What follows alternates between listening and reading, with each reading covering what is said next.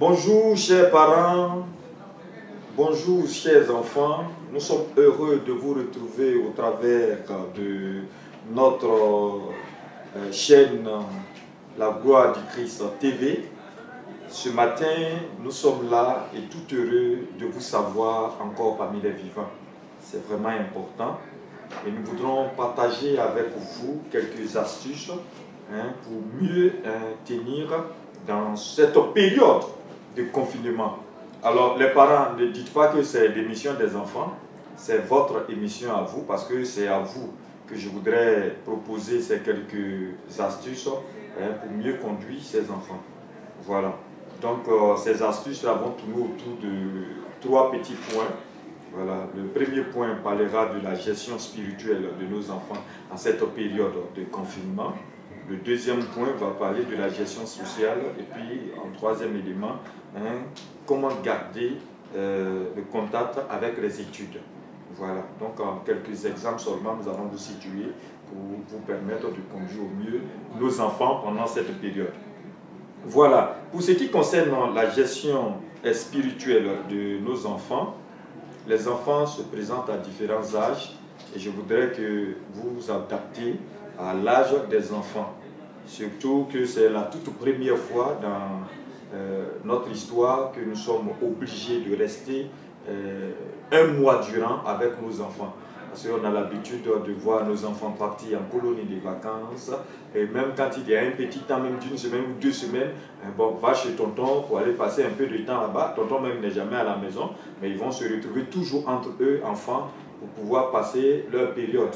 Mais pour cette fois, l'État de Côte d'Ivoire même ne nous permet même pas de pouvoir sortir. Donc nous sommes tenus de rester avec nos enfants. Le congé qu'ils nous ont donné déjà va marquer 30 jours et nous devons comprendre que certainement cela sera relancé. Alors, pour conduire ou tenir ces enfants pendant cette période de confinement, sur le plan spirituel, je voudrais inviter les parents à prendre soin, surtout soin de la vie spirituelle des enfants. Faites un programme de prière et de méditation suffisamment souple d'ensemble avec les enfants. Ne laissez pas les enfants prier entre eux, mais priez avec les enfants. Voilà. Par exemple, vous pouvez demander à un enfant de diriger. Voilà.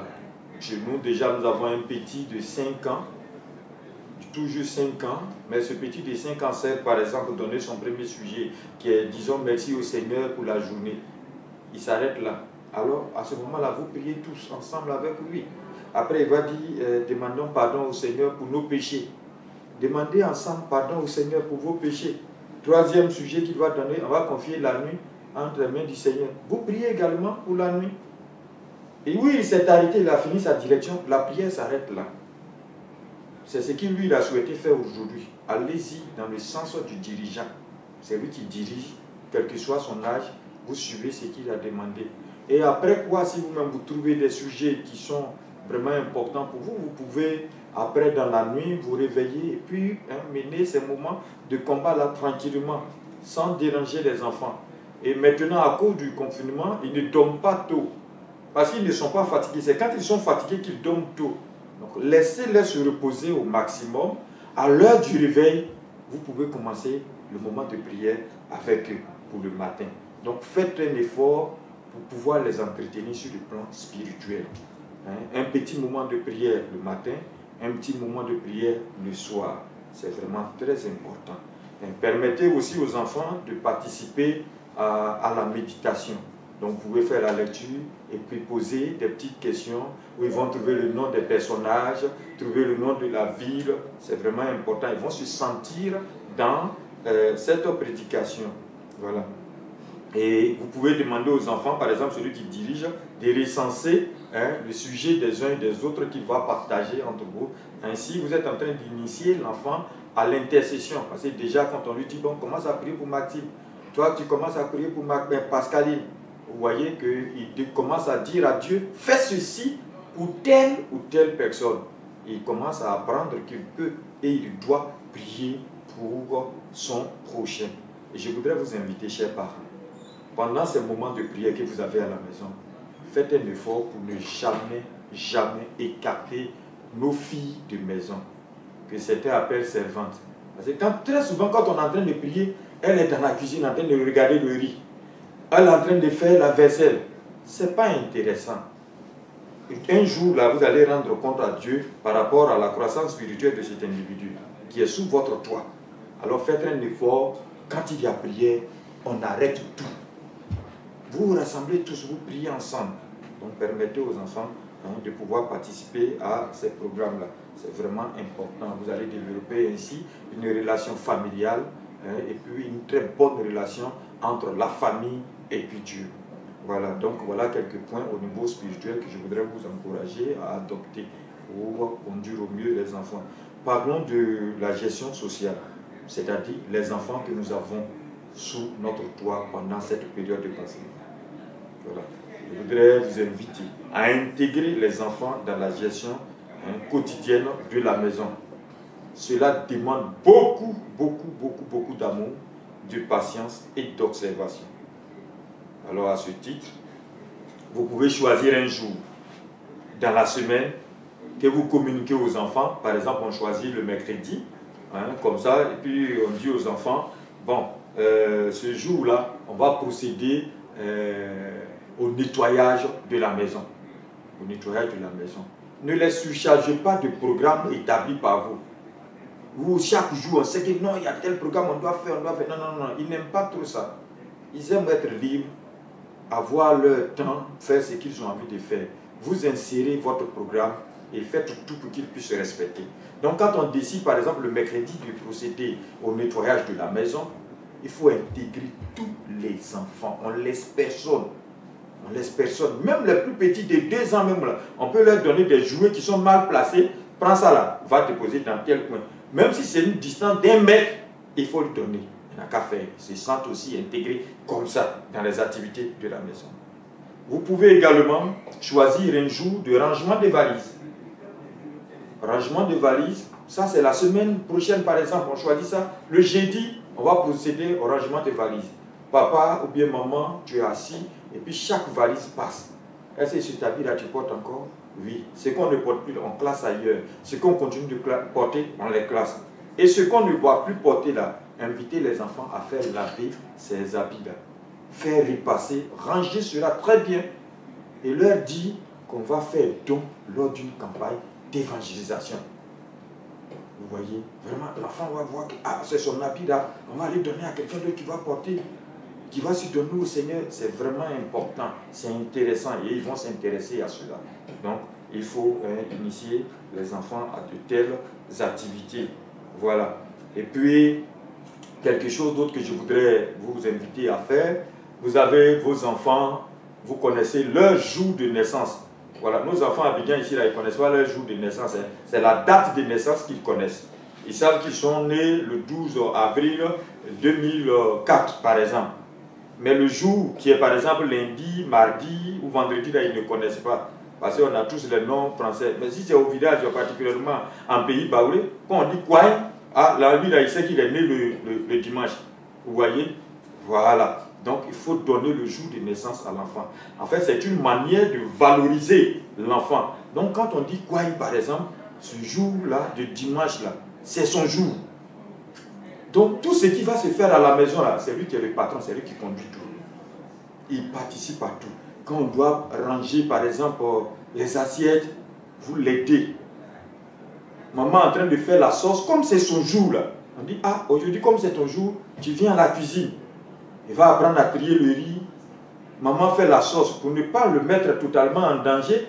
Votre mesure, par exemple, de sel qu'on doit mettre dans la sauce, vous lui donnez, vous prenez la mesure juste, parce que si vous lui donnez tout le bol pour qu'il mette bon, là, vous-même, vous allez apprécier.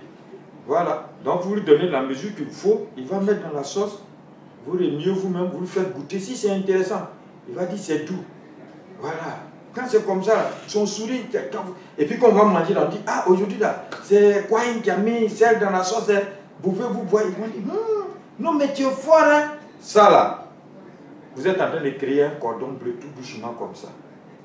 C'est une manière d'amener l'enfant à prendre part aux activités de la maison. Ce n'est pas seulement de prendre gâteau son jour de naissance pour dire joyeux anniversaire. Ce n'est pas ça seulement. Hein. Il faut les intégrer à d'autres activités. Voilà. Alors, nous voudrons aussi vous demander, chers parents, vous avez du temps. On peut dire grâce au confinement, de rester un peu avec les enfants. Sinon, c'est les maîtres ou bien les professeurs. Dimanche, ils appartiennent aux moniteurs. C'est ça qui fait que quand quelque chose est raté dans la vie de l'enfant net, on vient dire au moniteur, tu as vu ton enfant là? Ce n'est plus pour vous, c'est pour nous. C'est pas grave, nous on prend. Ils sont mauvais là. Jésus dit, nous on n'a qu'à redresser. C'est notre travail, on va redresser. Ils sont bons, là vous prenez, il n'y a pas de problème. Voilà. Mais prenez du temps avec les enfants. Au nombre que vous avez, vous pouvez prendre seulement même que 20 minutes en une journée pour un enfant. On ne vous dit pas de prendre tous les enfants. Non, non, non. On décide aujourd'hui, samedi, de 9h00 à 9h20, je prends un. Pour partir en chambre même, dans ta chambre avec lui. Vous êtes couché là-bas, vous posez un peu de tout. Il se sent un peu gêné, les un peu plus âgés là, ils vont se sentir un peu gênés. Mais c'est la manière pour toi de rentrer dans son univers, d'être l'ami de cet enfant.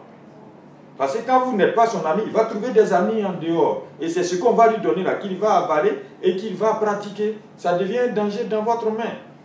Causez de temps en temps avec ces enfants-là. Profitez de ce temps que nous avons de confinement là pour établir des relations. Mettons cela à profit pour nos enfants. Ça va vraiment les aider. Alors le dernier point que je voudrais toucher, c'est de pouvoir garder le contact avec les études. Voilà. Sachez que cette période prendra fin. Cette période prendra fin. Ça ne sera pas pour l'éternité. Voilà. Auquel des cas, c'est Jésus qui viendra nous chercher et puis on va partir. Voilà. Donc, comme ça va prendre fin, les enfants vont retourner à l'école. Mais à l'heure où je suis en train de parler, il y a certains qui sont coupés complètement des études. On ne veut même plus voir des maîtres de maison à la maison, de peur que lui ne transporte la maladie pour envoyer chez nous. Voilà. Mais cependant, il faudrait voir avec les enfants. Les tout petits, établissez un programme pour eux.